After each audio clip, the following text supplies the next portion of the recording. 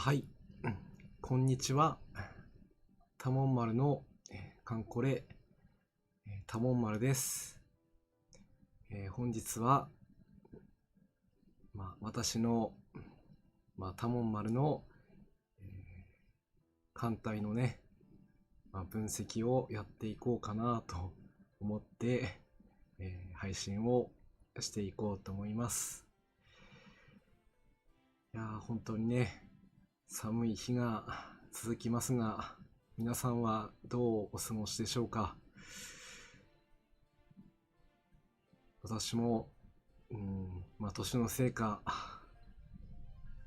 一日一日がね、大変辛うございますが、今日は、元気にね、配信をしていきたいと思います。イディアさん、こんばんはです。今日も見に来ていただきましてありがとうございます。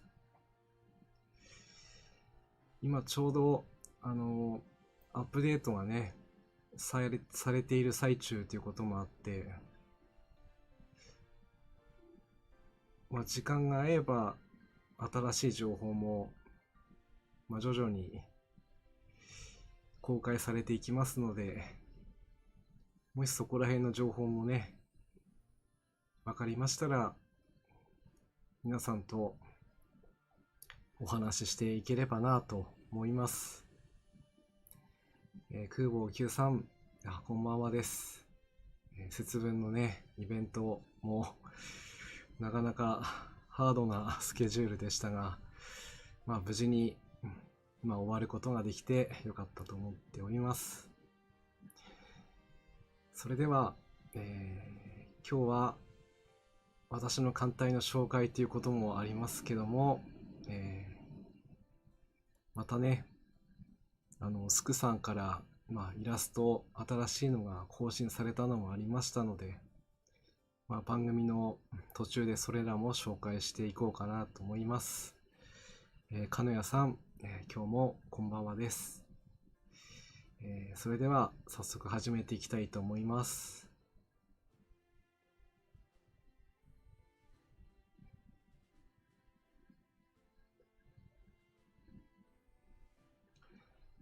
艦隊分析は、去年の、11月頃ですかね。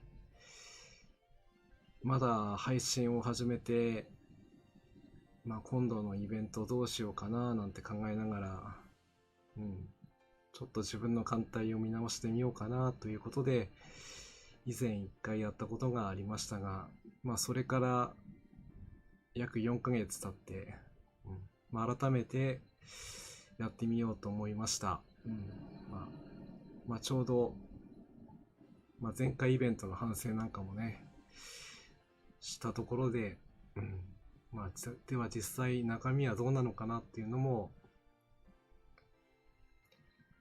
皆さんに知っていただければなと思います。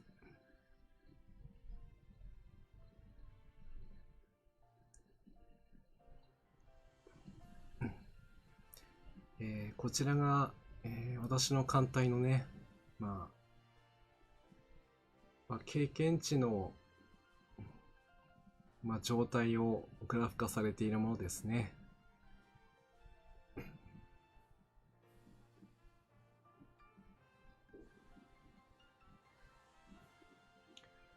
合計の総経験値は3億8000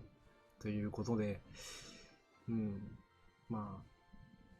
前回も3億は言ってたんですけどもね、まだちょっと4億には届いていないという状態で、やっぱりここら辺がね、まだ経験値が不足しているような感じがする要因かとは思います。監視ベースでいくと、そうですね、金谷さん、本当にお疲れ様でした。拡張イベントも入れますとね、サーモン回帰だったりね、離島世紀もいたりして、基地航空隊のみんなとも、活躍をしながらね、ようやくクリアしていったという感じですかね。一生涯ソロプレイヤーさん、こんばんはです。節分イベント、皆さんいかがでしたでしょうか。でもそれでね、ちゃんとした、戦力が整えられたのは本当に良かったと思っています。艦隊の方に話を戻しますけども、まあね、やはり戦艦とか正規空母、軽空母はここら辺は経験値が入りやすい、MVP が取りやすいっていうのもあって、比較的ね、高くなるんですけど、どうしても駆逐艦はね、MVP を取るのが野戦までいかないとね、取れなかったりするんで、数のこともあるんですけども、平均あたりがまだまだちょっと足りてないかなと。全体の約 30% は駆逐艦の経験値で埋まってはいるとは言ってもね、イベントの最終フィニッシュを取るとなると、やはりこの監修鍛えていかないと、いけません。あとはそうですね、解剖艦もね、もう少し、活躍させてあげたいなとは思ってはいるので、ここら辺はもう少しね、熟練度上げていければなと思っております。あとは潜水艦であったり、補助艦であったりですね。ここら辺はなかなか活躍する場が最近少ないですから、できるだけ、出撃できる海域にはね、出してあげたいなと思います。それではちょっと下の方に画面を移していきたいと思います。こちらは艦種別の艦メスの経験値を、色分けされていますけどもね、均一になっているといえばなってるんですけどもね、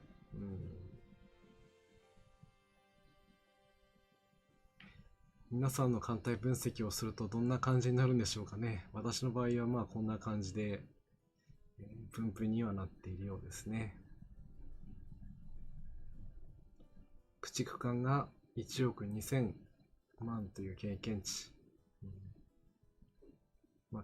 経順は5400万ですね。戦艦が4200万、正規空母が3600万、潜水艦が3400万、中順が3800万、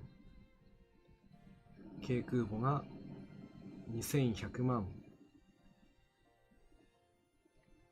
そして補助艦ですね。こちらが1500万、解剖艦が900万ですね。もう少しで1000万に届くかなといったところですね。まだまだやっぱり駆逐艦のね、連度を上げていかないといけないなというのもちょっと痛感しますね。まだまだ足りてないかなといったところです。あと国別の艦ムスの経験値ですけどもね、これは数が数なのでね、圧倒的に、本国のね、日本、これが3億2000万と、アメリカが1700万、イタリアが1500万、ドイツが900万、イギリスが800万、あとはちょっとね、狭くなっちゃってますね。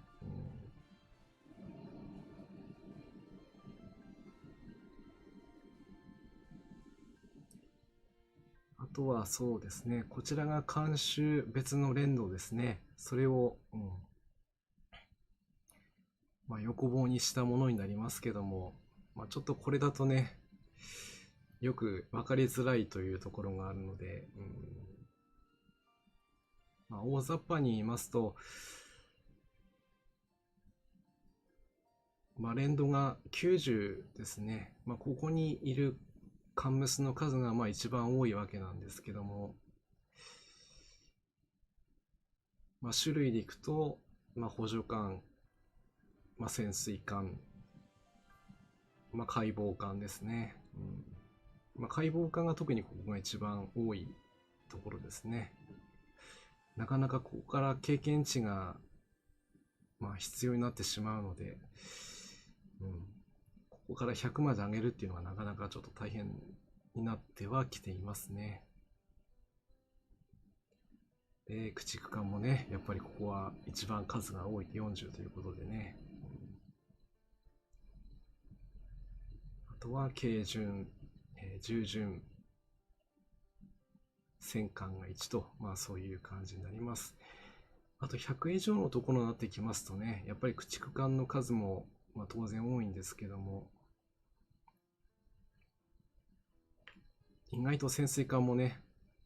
140のレベルのものもいたりもしたりして、軽巡もそれなりにいますし、重巡になると、120から130のレベル帯にも、数がね、集中してるかなっていうところですね。軽空母は均等に割れてるのかなという感じで、あとは正規空母がどうしてもね、ちょっと連動にこう開きがあるんですよね。これはアメリカの正規空母がまだそれほど連動が高くなってないっていうのがあって、日本の、私がね使っている、特に飛龍や双龍、髄核や小核といった、この空母はもう、一番上の140のレベル帯にいますのでね、そこから考えるとちょっとまだ連動が足りてないっていうところが、弱点といえば弱点になります。戦艦に関してもね、130あたりが主力という感じになってくるので、120体の方ももうちょっと、上げていかないと、火力不足にちょっと悩まされてるなっていうふうな感じはしています。経験値はこんな感じになっていますね。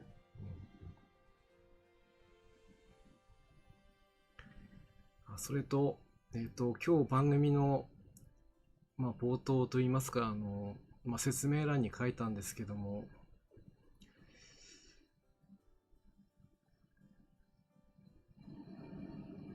ローソンで、今ね、販売しております、瀬戸内レモンサワーというのがね、あるそうでしたが、それを、買ってきました。画像はこのようなね、感じで、左からヨナ、早水、そして双龍ですね。比較的本数がありましたので、一つずつね、買ってきてみました。時間も、少し経ちましたので、こちらを今日はちょっと飲みながらね、やっていこうかなとも思ってますので、もし飲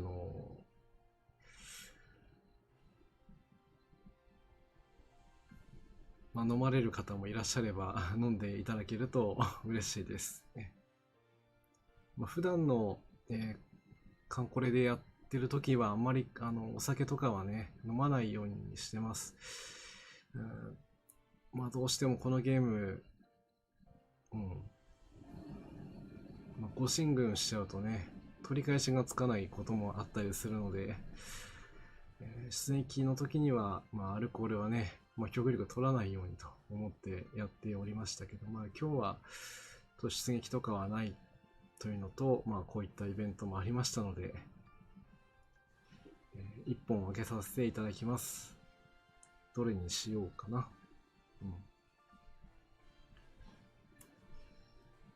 うん、ま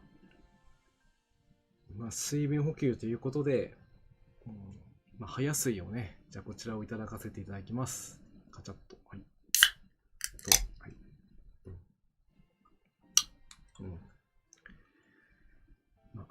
一人で飲むっていうのもね、あまりないんですけども、今日は乾杯という感じで飲まさせていただきます。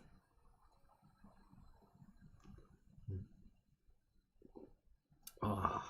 うん。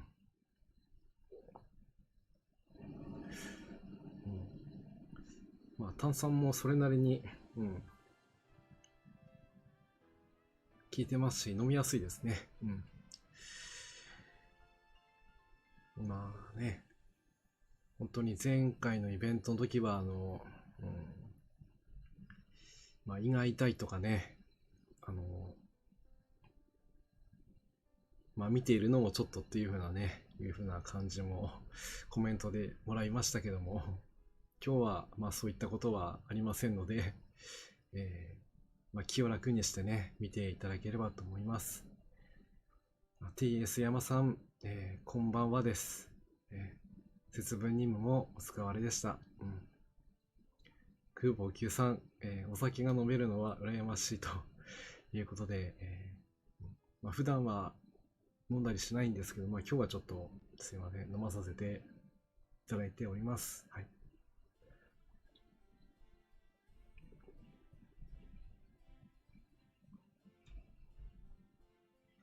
それでは続いては、装備の紹介ですね。こちらの方をしていきたいと思います。ちょっと、じゃあレモンサワーの画面はこれで一回消します。はい。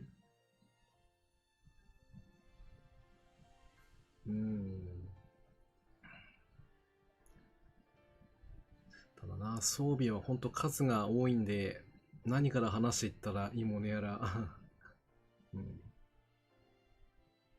それに、ちょうど運営さんのツイートも、更新されたようですね。何バレンタインボイスが実装されているみたいですね。期間限定の実装になります。今年は USS 航空母艦ホーネット、戦艦ワシントン、サウスダコタ、ケイジュン、シェフィールド、ヘレナ、お付き合いさせていただきます。寒いので、熱燗を一本ということで、金谷さん、乾杯です。ありがとうございます。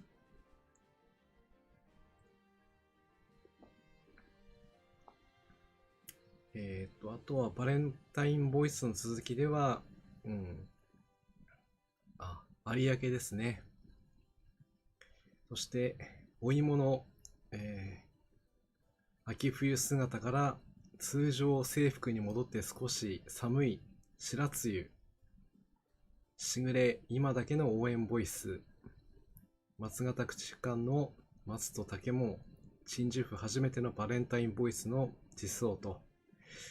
いや本当に白露はずっとお芋食べてましたよね。いつだったら取れるのかな元に戻るのかなと思ってたんですけど、ようやくこれで元に戻ったようですね。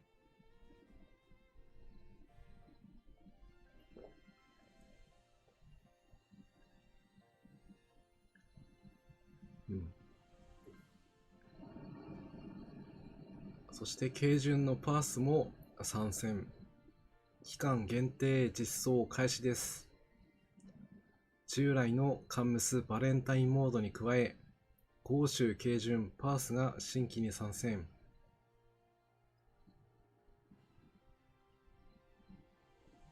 パースも、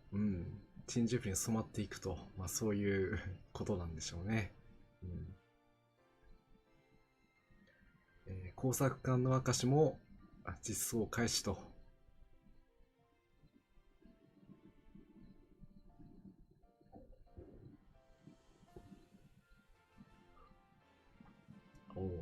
明石さんは書き下ろしのバレンタインモードになるみたいですね。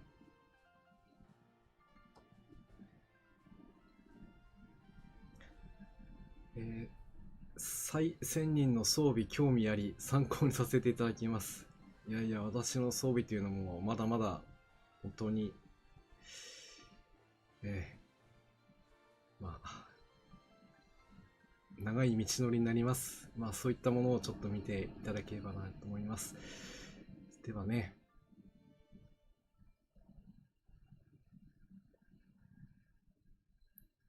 一旦運営さんの方はまた後で紹介するとしまして、こちらの装備の紹介をさせていただきたい、いこうと思います。ちょっと、お酒入っちゃうと、口が回らなくなってきますね。と、昇降系手法ですね。こちら、主に使っているのは、やっぱりこの10センチ連装光学光の降射装置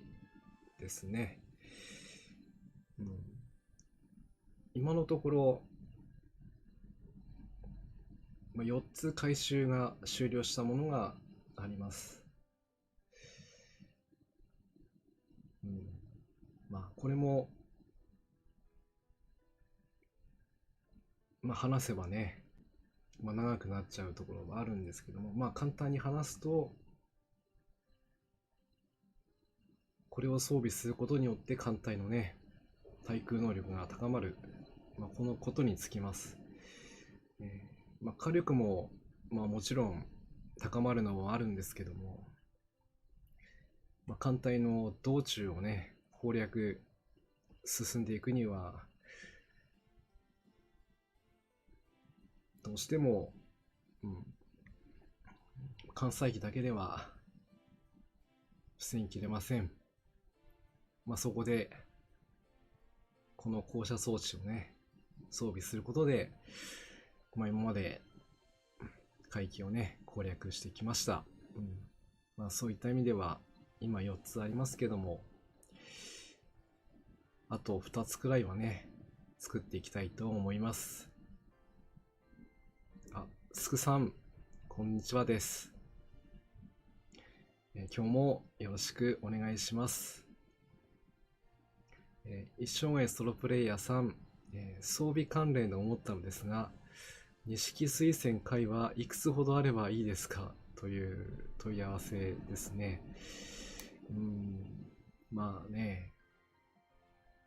装備する、装備できるカンメスが出撃できる数にも限られてくるんですけども、大体平均値でいくと、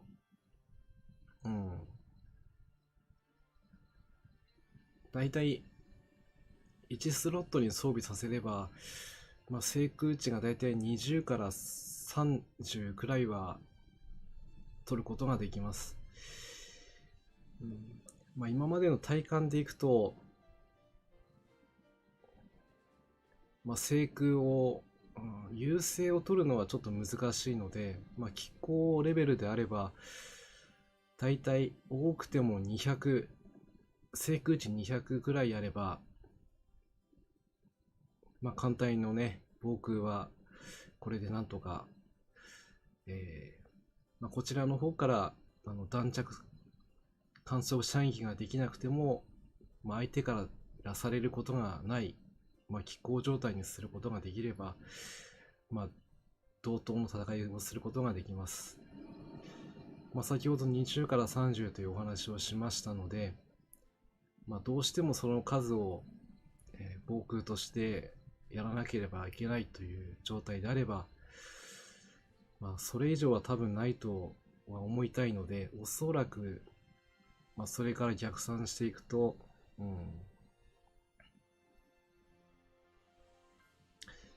8ですかね。8つほど推薦を用意することができれば、ほとんどのね、海域の攻略には支障はないのかなと思います。あと、金谷さん、はよ、秋月型のボーナスをつけてあげてほしいです。秋月砲ね。なぜか雪風にはね、ボーナスついちゃいましたけどね。まあ、秋月型はあれはあれでもう十分強いですからね。まあ、これにさらにボーナス抜けちゃったら、もう他のカンムスの活躍の場がね、なくなっちゃいかないので、難しいんでしょうね。そうですね。リアさん、まあ、よく言われてる、まあ、推薦8っていうのも、まあ、そういうことから来ているところはありますね。あと、そうですね、この 12.7 センチ C 型買いにですね、よくこれも使います。朝潮型や白露型に補正がかかる、まあ、この手法、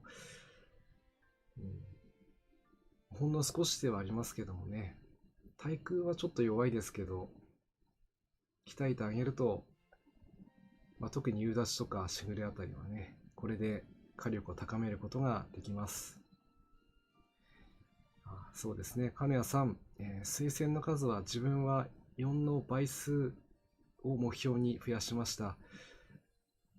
航空順に満載する想定でしたっていうことでね、まあ、航空巡洋艦にもう全て積んでしまうという方法もね、戦闘といいますか戦略としては十分、考えられるところですね。一生涯ソロプレイヤーさん、参考になればとも幸いです。はい。そして、こちらの 12.7 センチ連装砲 D 型買いにですね。こちらは、まあ、特に強化をしていきたいとは思っているんですけど、回収がね、ちょっと重たいっていうこともありまして、腰2をつけたのを4つ、そしてマックスにしたのが1個あるだけになっています。まあ、こちらなぜ回収が必要なのかなっていうところなんですけども、まあ、イベントの後半になってくると、まあ、誰かしらではあるんですけども、やっぱり、まあ、主力オブ主力の駆逐艦であるユングモ型が活躍する、まあ、そういったケースが多いです。まあ、そういった時に、まあ、ユングモ型の火力を最大限に引き出せるというのは、この、まあ、D 型カニのね、手法になります。ただ、本当に野戦とかね、殴り合いになってきちゃうんで、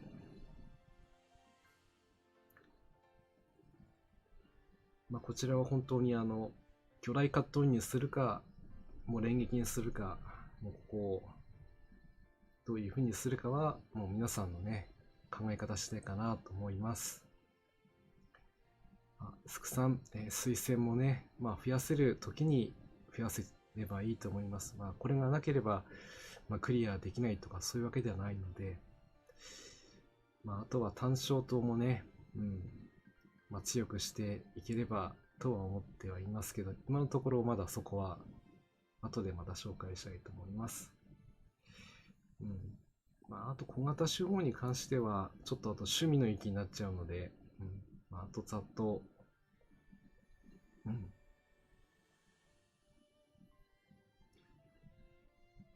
そうですね。金谷さん、そういう意味では、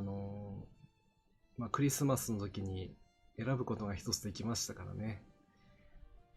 おそらく、まあ、不足している方でしたらそちらを捉えているのかなと思います。あとはこちらの、A 型3回かこうした装置付きのね、ちょっと、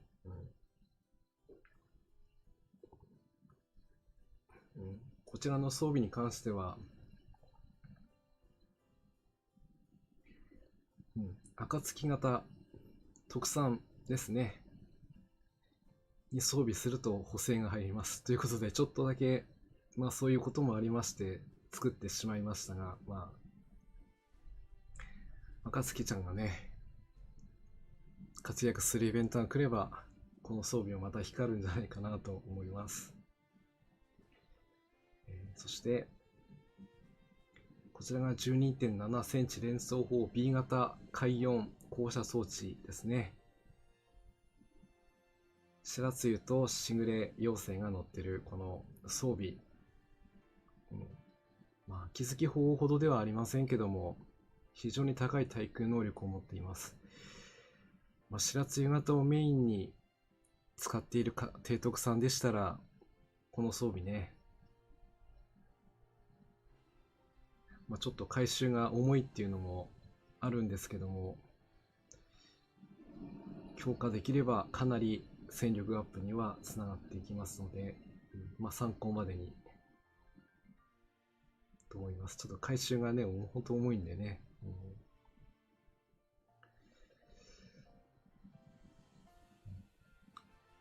あとは、これは回帰報酬で取った時のものですね。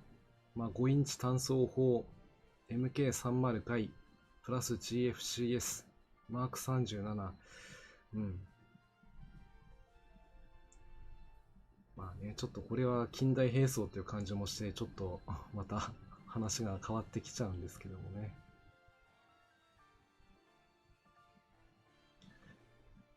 そうですよね。あの時は私もソナーを選びました。まあ、推薦は、まあ、正直言うと作ることはできるんですけど、ソナーだけはちょっと作ることができない装備だったので、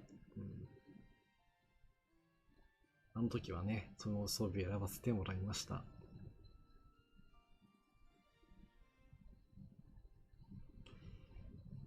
まあ、小型手法の、まあ、種類とかね、補正とかも最近かなり手こ入れされてますので、アップデート終わったようですが、そうですか。今日は、出撃はしないつもりでもうお酒飲んじゃったので今日はこのまま艦隊分析を続けていきたいと思います。すくさん、ありがとうございます。そしてね、多分先ほどの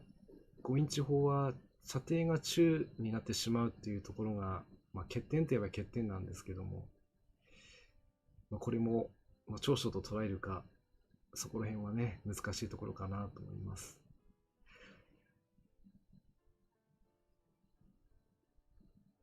まあ、小型手法に関しては、まあ、こんなところですね。そして中型手法に関しては、まあ、正直言うともうこの 20.3 センチ3号連装砲、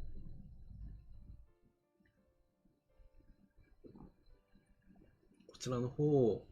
がメインといいますか、まあこれを鍛えておけば間違いないといったところですね。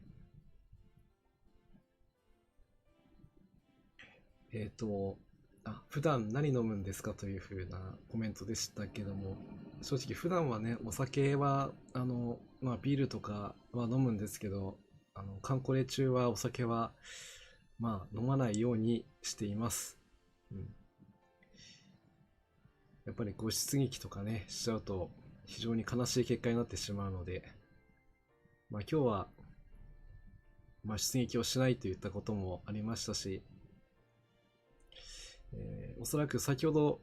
紹介しましたが、もう一度出しますけども、こちらのレモンサワーがね、販売されてましたので、まあ、こちらの方を今日は飲まさせていただいております。まあ、神谷さんにはお付き合いしていただいているようですし、もし、お付き合いいただける方いらっしゃいましたら、乾杯というふうにいきたいなとは思っております。ジョンストン砲はもう1本欲しいですが、ランカーでないと2本持ちはなかったです。そうですね。あれは回帰報酬で取ったのと、あとはランカー報酬でしか出てませんから、まあ、でもあれはちょっと過剰なのかななんて思いますけどもね。ビールは苦くて嫌だ。だから、焼酎のみ焼酎しか飲めないっていうね。まあこれはもう、皆さん好き好きなので、好きなものを飲まれるのが一番です。はい。ということでね、もしお近くでまだ売っているところがありましたら、まあ、ぜひこの機会飲んでみられるのもいいのではないかなと思います。そしてちょっとまたね、話は戻りますけども、まあ、3号法が強い理由としては、日本の従順の、まあ、ほとんどにね、火力補正が入るということ、そして、野戦のなった時の命中補正が入るということ、まあ、これが、まあ、大きな理由ですね。ただ、回収するためには、まあ、6まではそのまま、まあ、叩けばいいんですけども、7からは同じ3号法が必要になってくるために、まあ、回収するためには、まあ、一生涯ソロプレイヤーさんが言われた通り、まあ、3号法をね、持ってくる三熊さんがたくさん来てくれると、回収がはかどると、まあ、そういったところにはなると思いますが、まあ、ハグロが、まあ、ペナン沖で任務でなった時に、まあ、配ったりもしてくれてますので、まあ、そこら辺の装備をね、集められると、まあ、今後、有利になってくるのかなと思います。7の1、リランカ、です。リランカじゃないな、あそこ。ブルネイですか。そこを回ってればね、確かに、確率結構低いですけども、出るときは出ますからね。まあ、チャレンジしてみるのもいいのかなと思います。あとは中型商法としては、まあ、3号ほどではないんですけども、この、まあ、2号連想法ですね。まあ、これはあくまで私の個人的な、まあ、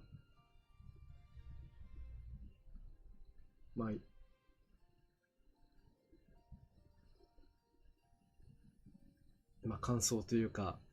いずれ青葉買いにが絶対来ると信じています。まあ、その時に、まあ、フルタカ型にはこの2号砲がね、補正が乗りますので、まあ、その時のイベントで、おそらく火力がね、爆上がりしてくれるんじゃないかと期待をして、マックスをね、2つほど作ってみました。能代、うちの L8、レベル85で回収可能の模様です。あ、やっぱり能代回収来たんですね。ちょっと途中までしか運営さんのツイート見てなかったので、ちょっと見てみましょうか。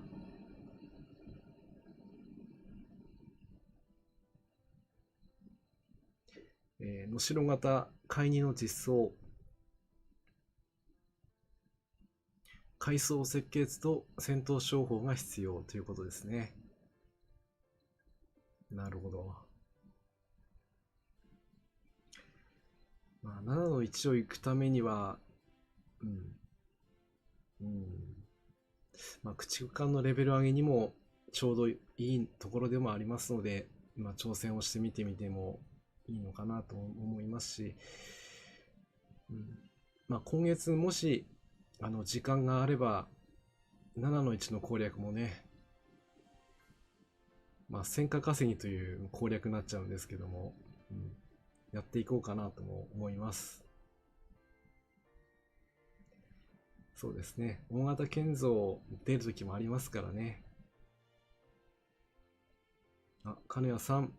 情報ありがとうございます。戦闘商法と設計図、建造材77、開発性80、なかなか高い設定ですね。これは、やっぱりね、こちらの 15.2 センチ連装法回、これもいつかは光ると思って作ってきましたけども、これがついに光る時が来るのか、なんて思っちゃいますね。まあ、今回、多分、多分ですけども、こういった介入が実装されれば、そういう任務がね、新しく実装されると思いますので、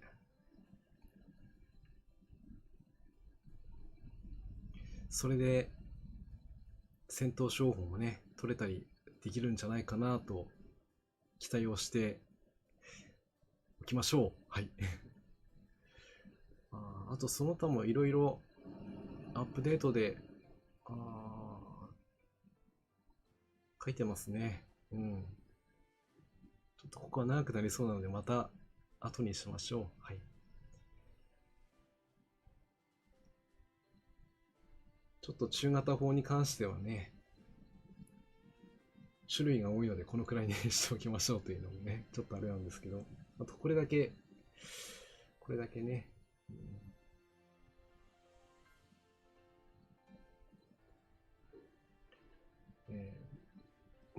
名前が長いのであれあえて読みませんけどもね、もうアトランタ砲ですね。本当この手法というか広角法でどれだけ助けられたか分かりません。これは、取っていてよかったなという素直に思うばかりです。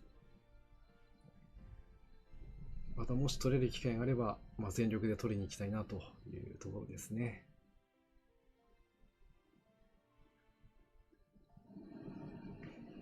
そうですね。思えば珍しくコンバートは今回ないということのようですね。超後方まだ、実装されたばかりですから、おいおい情報の方はね、出てくるんだろうと思います。続いて、大型手法の方に行きたいと思います。大型手法は、艦隊決戦における戦艦の火力の底上げになりますから、絶対上げておかなければいけないんですけども、回収にね、たくさんの資材とネジが必要になってしまいます。なので、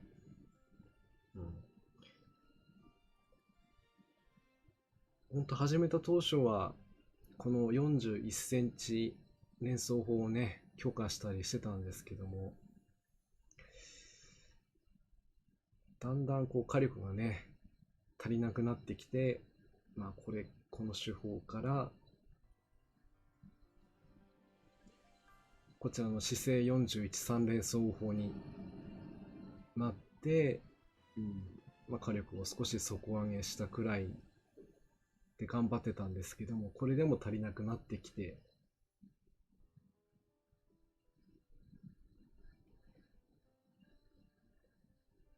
でその後のね、イベントでイタリアの戦艦が実装された時に、こちらのイタリア手法がね、射程が超という超超のね、射程になれるということもありましたので、回収をして、主力として使っておりました。欠点といえば欠点ですけど、命中と回避が下がってしまうという、こういった欠点がありましたけどもね、回収することで、これらは、回避を補えませんけど、命中性能は補うことができました。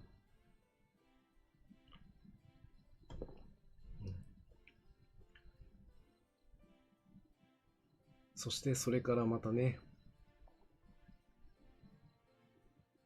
時代が時代といいますか、時間が経って、アイオワ法が実装されてしまって、全てがもう、過去のものにされてしまったというのが、この手法が実装された時の感想です。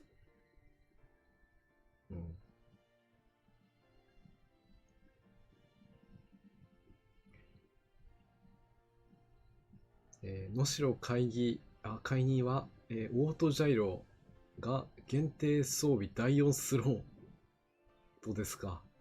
ついに阿賀野型にも第4スロットが装備されるんですね。いやー、これはまた新たな、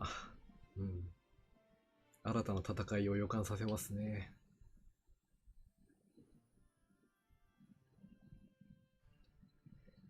そうですね。どうも、内容は豊富です。うん、まあ、アイオワ、うん、まあ、回帰突破報酬間だったということもあって、うん、まあ、そのね、まあ、標準装備で持ってくるっていうのもありましたから、なかなか、うん、うん、なんかね、こういろいろ、ちょっと、皆さん、資本主義とかもね、書かれちゃってますけど、まあ、ちょっと強いです。うん、まあ、正直この手法があれば、他の手法がなくてもいいやくらいなところも正直あります。ただ、これは大変強化するのに、うん、手間と言いますかね、費用がかかりますので、もし入手することができましたら、うん、ぜひね、この火力を使って進化してください。なんてね。私はまだこちらも回収途中です。うんまあ、いずれはもっと上げたいんですけど、今のところはこれで星4で止めております。あと、提督経験値が3億から3億6千万に拡張。ほう。まあ、まだまだそこまで到達してないのでね、提督経験値、うん、どこまで行くのかな。うん、まあ、ああいう方の方については、まあ、このくらいにしておきましょう。あと、そうですね、大型手法で使っているものとしては、こちらの、うん、まあ、七戸妖精ですかね、41センチ3連装法回、こちらの手法も強化したりもしています。そうなんですよね。46センチ砲がないとね、回収できないっていうね。まあ、そこがかなりネックです。はい。ですから、そこから、まあ、GFCS に上げるにもまたね、回収自然とか、また自然も必要になりますし、装備も必要になりますから、うんまあ、正直大変でしたけども、まあ、そういったこともあって1本だけしかまだ作れておりません。ただ、艦隊はあくまで艦隊でして戦うので、まあ、それ一つだけがあったからといって、勝利することは難しいです。ですからその他のね手法もやっぱり、揃えていかないといけないです。ですから、こういった、まあ、これもなかなか私の中では、まあ、切り札的な手法になりますけども、併用しながら使っていったりしています。まあ、主に長門に積ませてますね、こちらの方は。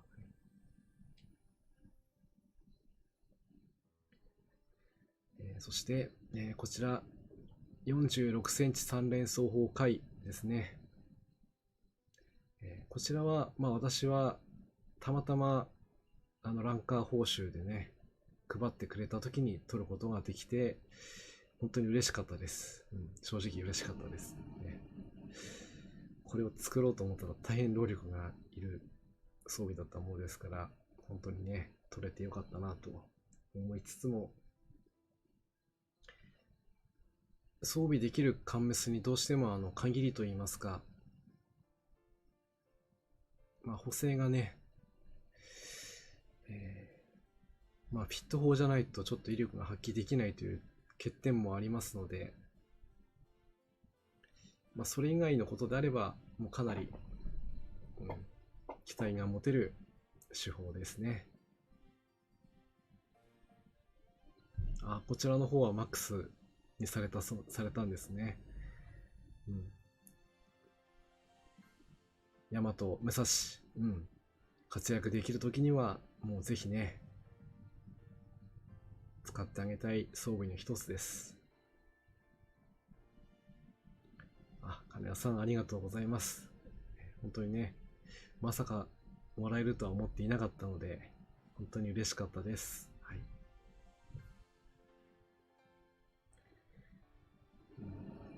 あとは、陸奥が解任の時に実装されて、それで、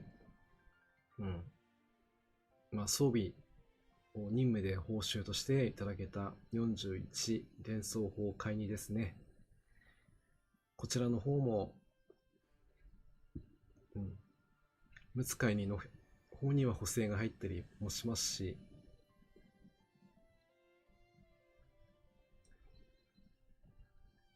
命中性能も高いですから、どちらかといえば支援で使うのがいいのかもしれないんですけども、こちらもね、回収するのがちょっと大変なので、ちょっと6で一回止まってます。でもいずれはまた上げていきたいなと思っています。はい。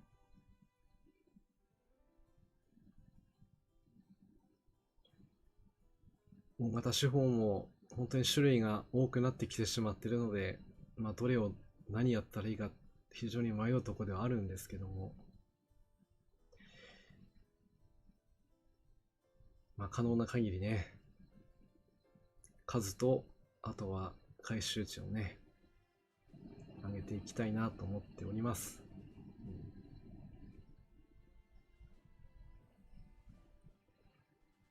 手法に関しては、以上になります。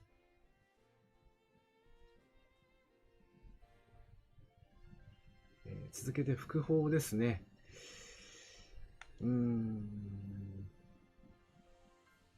副砲に関してはなかなか活躍の場が最近ちょっとあまりないので、ちょっと説明が難しいんですけど、そうだな、あえて、出そうとすれば、こちらですかね。このワイン陽性が載っている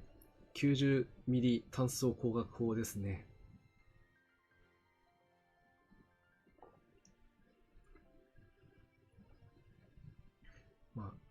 一見すると火力1、命中1とちょっと頼りない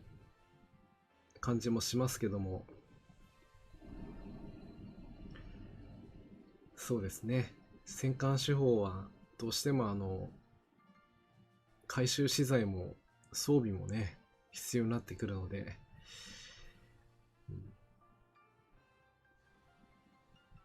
本当に余裕がある時とか、あともう少し火力が足りないとかね、そういった時感じるようであれば、回収していくのがいいと思います。ちょっとそればっかりやってますと、もう他の回収できなくなっちゃうんでね。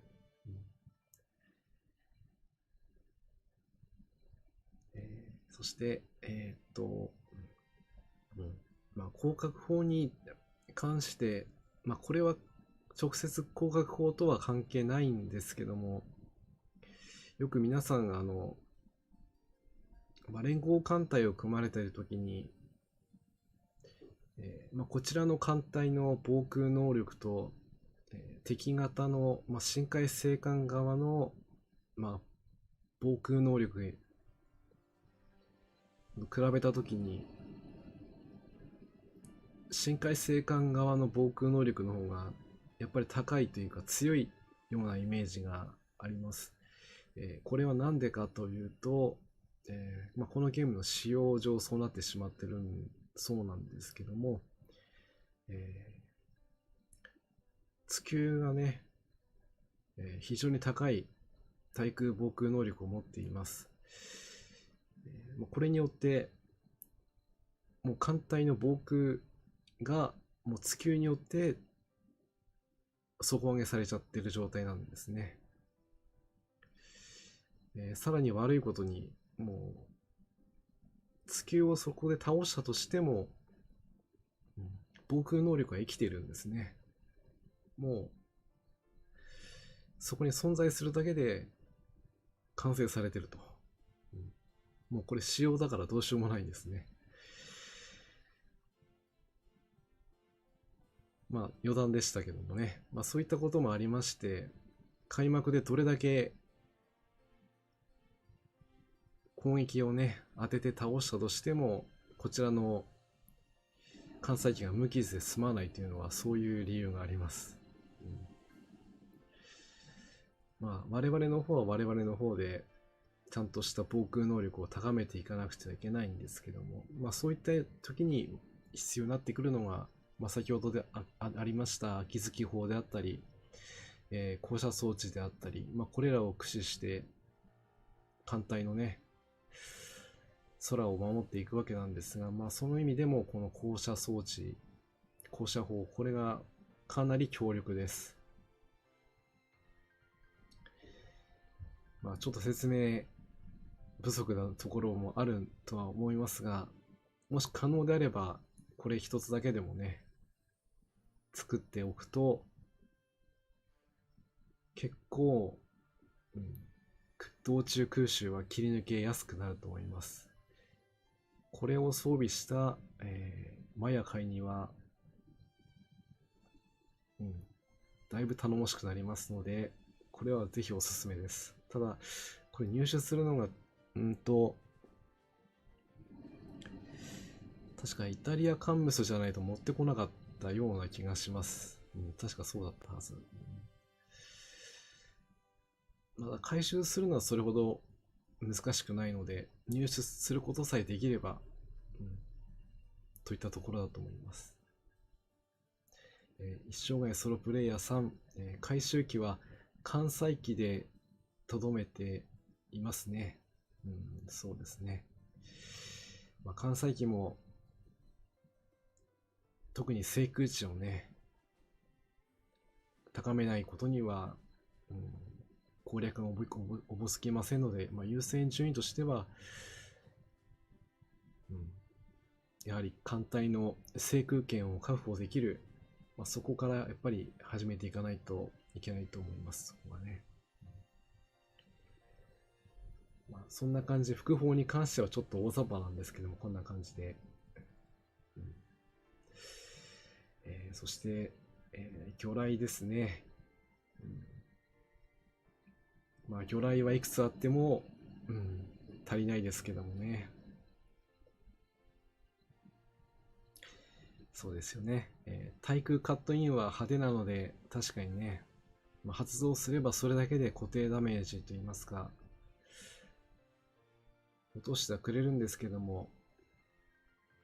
艦隊そのものの防空能力を高めるためには、まあ、広角砲は絶対なくてはいけませんので、必ず一つは用意しましょう。そして皆さん大好き、この4連装酸素魚雷。もうこのゲームを始めた時にはもうこの魚雷がね、主力として多くの敵をなぎ倒してきました。はい。でもね、やっぱり時代が流れまして、この酸素魚雷も今となっては、いや、まだね、今回実装された竹に装備させれば補正が入ってもうとんでもない威力になりますから、まだまだ現役ではありますけども、まあ、これよりも強力な魚雷が今は増えております。はい、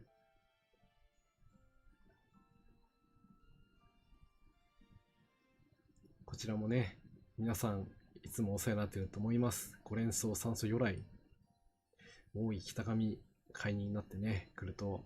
持ってきてくれますから、非常に頼りになります。まあ、これはなくてはなってもね、まあ、今となってはただのね、それは言ってはいけないというところです。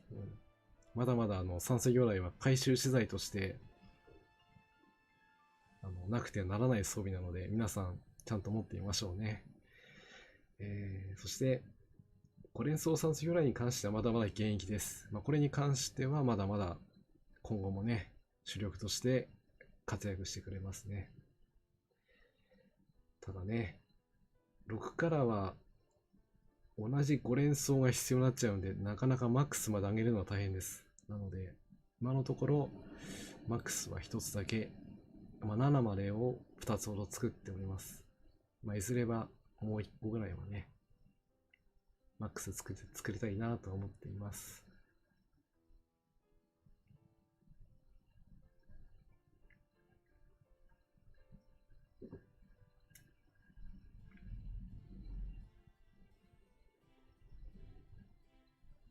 そうですね、竹雄に4連装マックスにしなくてもいいんですよねっていうことで、まあちょっとおかしな補正が入ってるので、まあ一つあってもいいのかなとは思います。はい。そして、姿勢61、6連装酸素魚雷。もうね、強力すぎる魚雷の中でも特に強力な6連装魚雷。これはね、マックスにしてあります。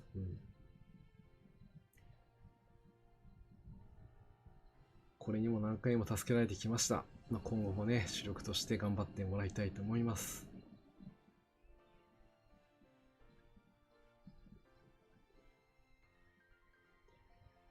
そして現在の、まあ、主力といいますかね、カゲロウ妖精が乗ってる4連装酸素魚雷の攻撃型、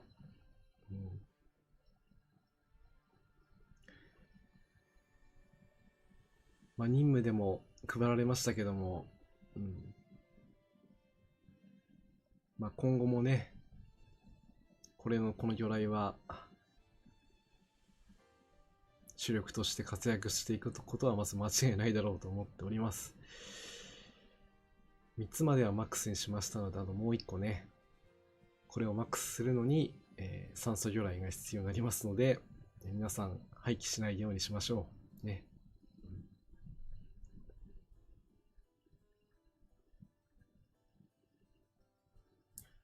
あとはね、好標的、まあ、先制来撃ができるこの装備もね、まあ、日清妖精が乗っているこの兵型、まあ、取れる時に取っておいたこの装備もね、なんだかんだで今でも第一線です。これも今後も活躍してくれると思いますのでね。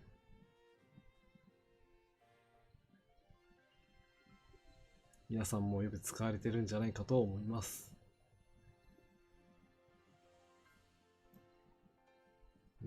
まあ、あとは、まあ、潜水艦の装備の魚雷になっちゃうのであまり、最近は活躍するところが少ないんですけどもね。まあ、私があと持ってないものとしてはこの熟練超音員後期型監視魚雷6門ですね。これはランカー報酬だったんでしょうね。ちょっとあまり持ってなくて調べてませんでした。はい。まあ、いずれ手に入れる時も来るかもしれません。その時を待ちましょう。魚雷の方は一応こんな感じで説明させていただきました。ここからはいよいよ関西機になりますね。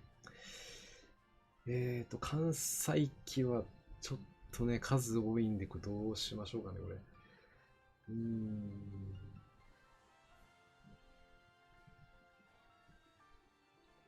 そうですね、金谷さん、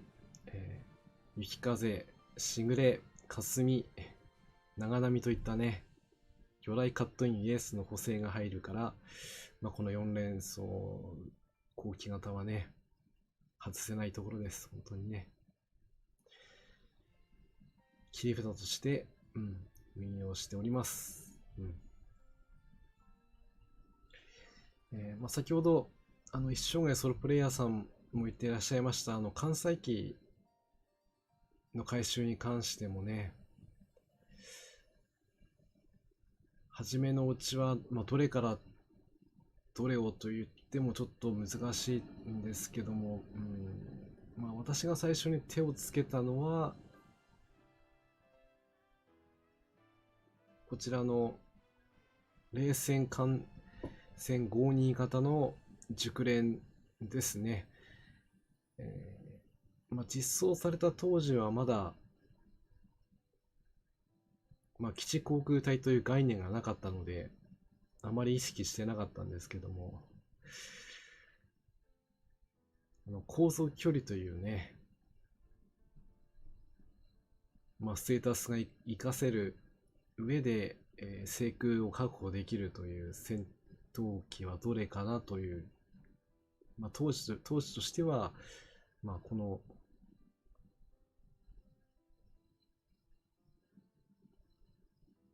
艦船52型の熟練をね、主力として使っていました。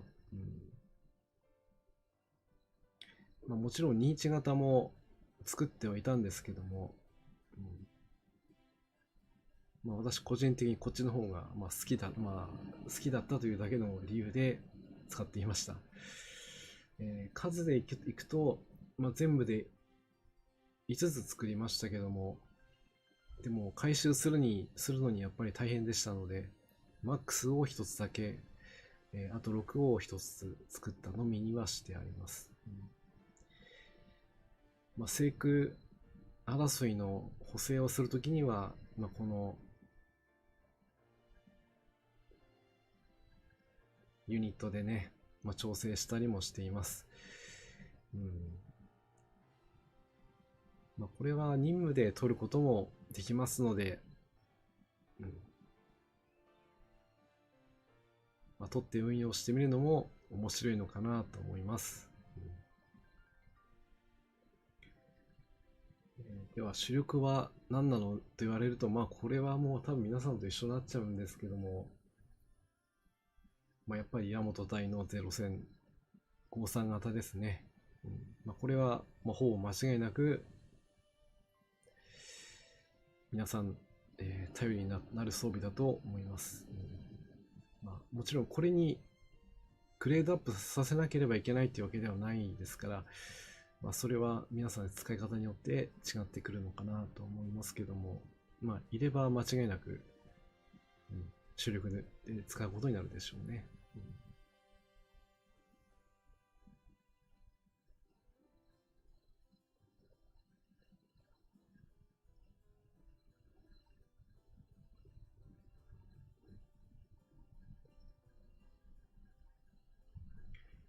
そうですね。あとは、制空の担当としては、まあ、レップ11型ですかね。まあ、制空値が高いという、まあ、理由にもなりますし、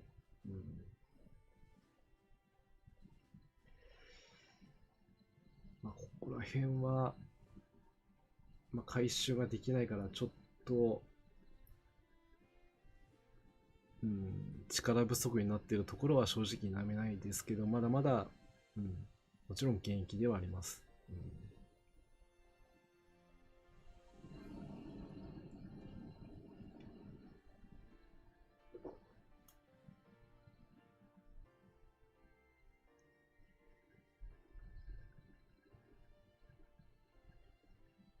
そうですね。まあ、あと、ここら辺はちょっと回収ができない装備になっちゃいますから、なんとも言えないんですけど、まあ、烈風買いに、まあ、烈風がたくさんと言いますかね。まあ、赤木さんが買いになった時に、まあ、任務報酬として配られた、まあ、イベント報酬で配られた、まあ、そういったものになります。まあ、今後もね、また一戦で活躍してくれるでしょう。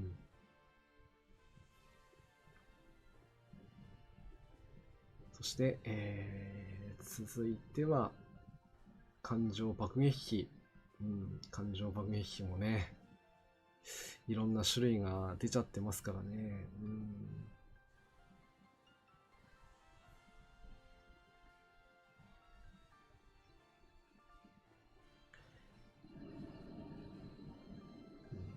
一番使い勝手がいいとすれば、この救急関白のエグサ隊ですかね。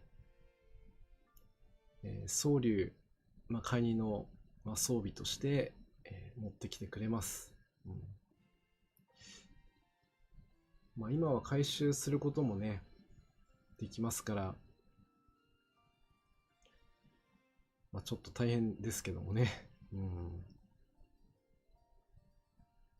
まあ、可能であればここも回収していきたいなと思うんですけど、今のところそこまでまだ手が回らないかなといったところですね。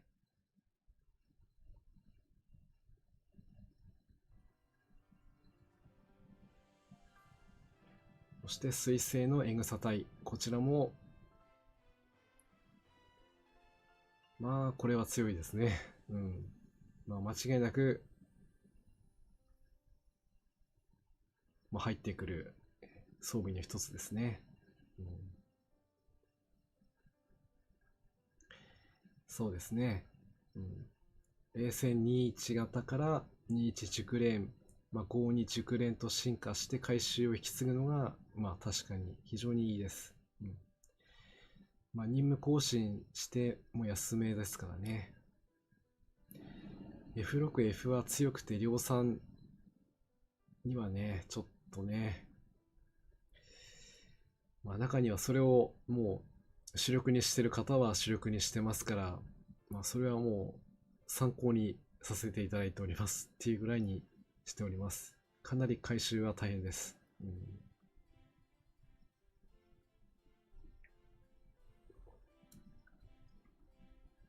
そして、えーっと、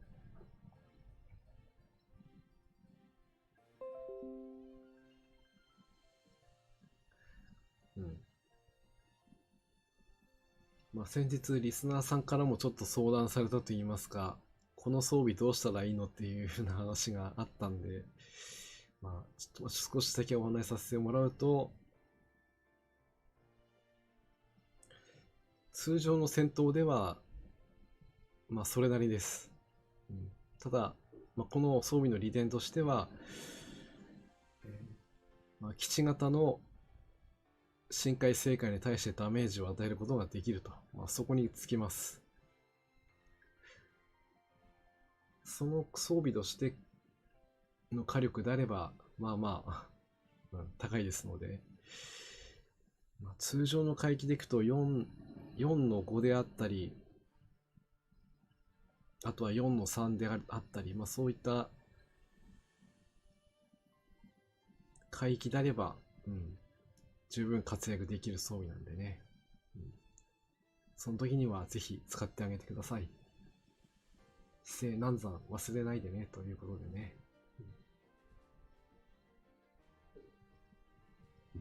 うん、そして、まあ、忘れてはならないこの、0 型祝い隊ですね。うん、こちらに関しては皆さんもしかしたら回収している方少ないのかなとも思ったりもします。うん、というのも爆戦になってしまうと制空値がね少なくなっちゃうので、通常のゼロ戦のままの状態で使っている方も中にはいらっしゃるとは思います。もちろん爆戦にすれば爆戦にしただけの能力はね期待できますので、もしこの状態にするのであればもう回収値はもうできるだけ高くね設定してあげてください。そうすれば制空値も稼げますし、それと同時に、空母からの攻撃ですね、爆撃といったことで、まあ、マルチロール機体ということの活躍がすることができますし、何より射撃回避能力もついてますので、まあ、全滅する確率が低いです。まあ、継戦能力も高いということで、まあ、イベント開始最終回帰では非常に頼りになる、まあ、そんな装備ですね。そう。爆走11丁のやつは普通に欲しいですよね。うん、なかなか制空戦闘機がね、足りなかった頃は戦闘機でね、頑張ってもらってたり、うん、そうですよね。まあ、そこが足りてきたら、まあ、こちらの爆戦にするっていう風な感じにされるのもよろしいのかなと思います。はい、まあ、あとは、ちょっとここら辺の彗星とかね、JU87 のね、ちょっと関西機は、ちょっとまた、癖のある爆撃機ですので、ここはちょっと、今回は、割愛させていただきます。なかなか、性能は確かに高いんですけども、使える場面がちょっと限られちゃうのでね。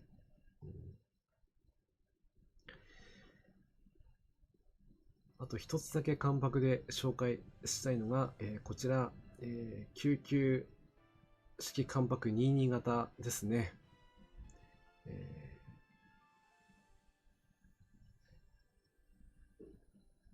なぜこの紹介をするのかと言いますと、今日、サムネイルの方で、追放をね、載っけさせてもらってたんですけども、こちらは、この22型を回収した熟練になったことで得られる装備になります。今、この装備が9まで回収が終わってますので、今月中には、熟練にしたいと思ってます。この熟練にすると、性能は確かに旧式なので、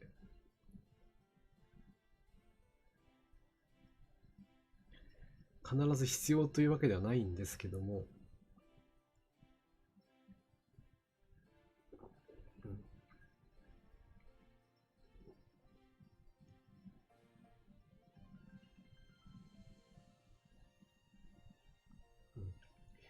運営さんからの、ツイートで、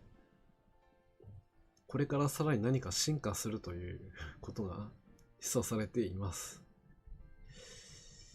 それ用のために作っております。もうただそれが何になるのかは分かりませんし、何がこれから必要になるのかも分かりません。ただ少なくともスタートラインとしてこれがないことには始まらないので、一応作っていこうと思っています。これは私の趣味でやってるところですので、参考までに。もし、回収ができましたらまた、皆さんにね、紹介したいと思います。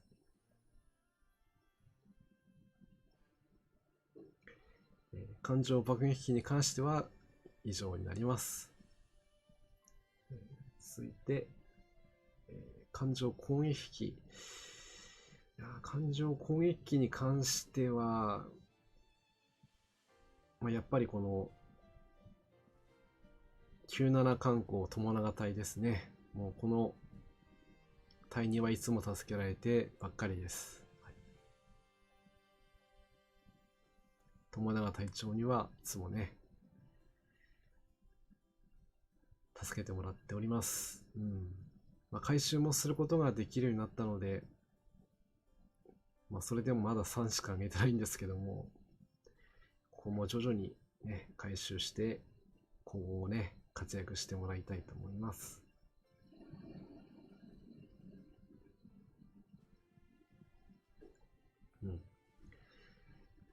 そして、天山に乗り換えた友永隊長、こちらも同じくね、活躍してもらっております。ここら辺はもう説明の必要はないのかなというぐらい、優秀な感情攻撃隊ですね。感情攻撃隊に関しては、回収する以前にもうそれで完成されているところがね、正直あるので、あまり回収というよりはもう、その装備を取るというところが重要なところなので、特にこの天山の村田隊なんかは、そのイベントの特有のね、特攻装備だったりもしたりしましたから、とんでもなくね、頼りになりますから、もし今後のイベントでこういった感情攻撃隊取る機会がありましたら、全力でね、取りに行きましょう。私も取りに行きたいと思っております。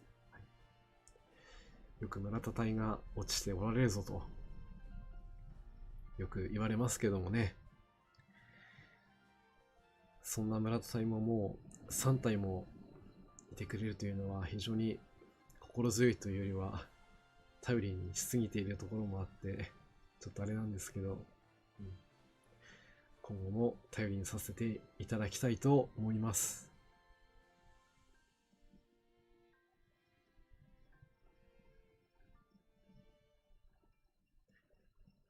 あとは、こちらですね。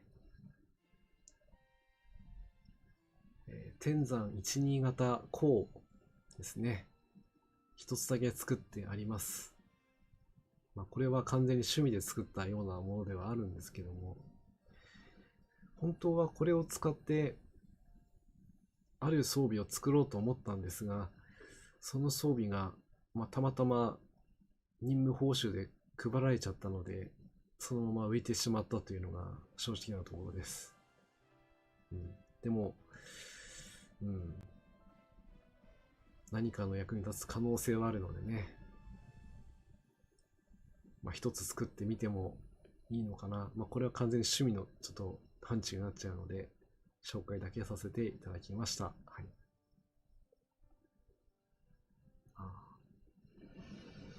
そういう感じで、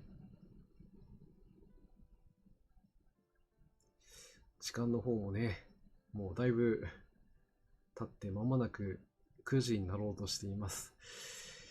いやなかなか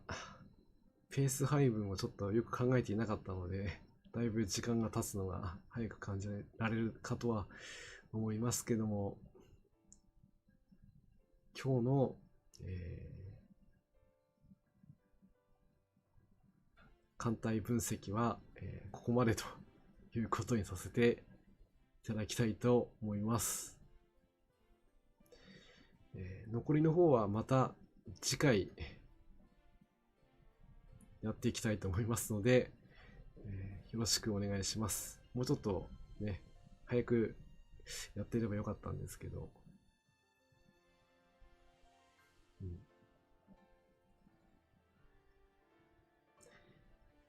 それでは、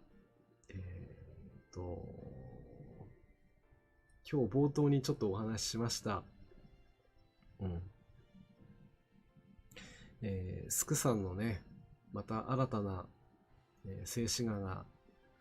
ありましたので、そちらの方の紹介もね、ちょっとさせていただきたいと思いますので、ちょっと画面の方を切り替えたいと思います。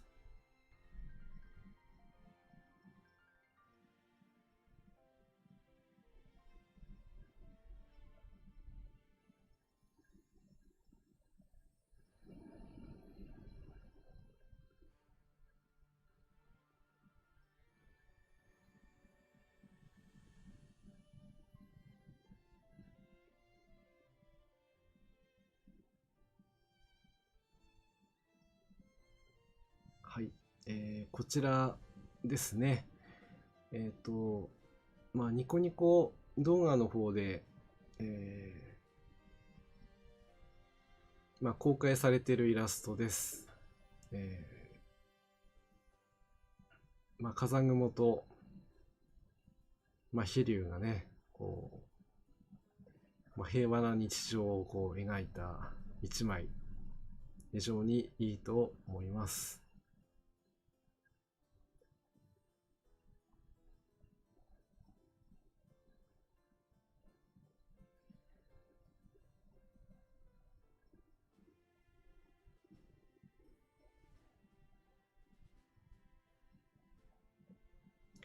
えーっ今私のところの、コメント欄のところにね、URL を、貼らせていただきました。こちらの方から直接ね、見ることができると思いますので、よければそちらの方でもね、他にも作品があったりしますので、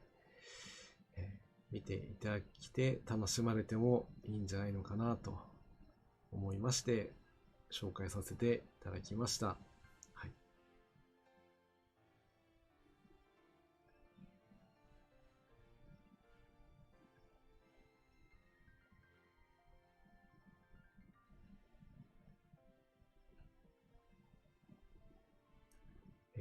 今日はね、艦隊分析の、紹介ということで、させていただきましたが、いかがでしたでしょうか。普段はちょっと、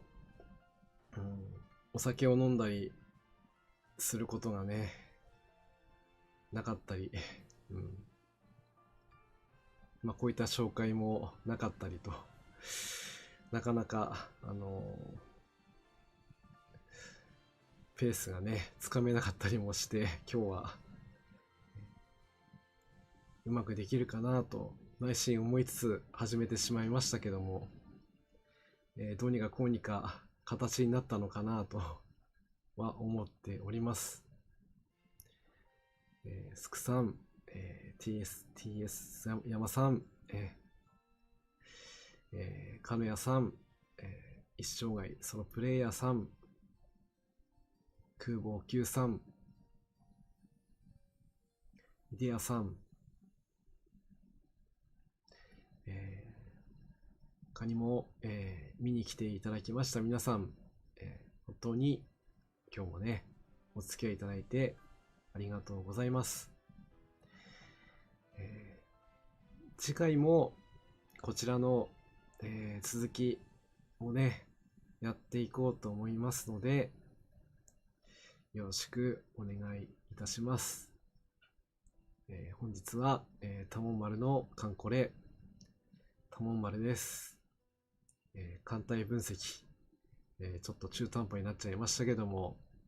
紹介させていただきました。続きにつきましては、一応予定では、日曜日にやろうかなと思っておりますので、時間もね、このくらいの時間にやっていこうかなと思っております。次回もぜひね、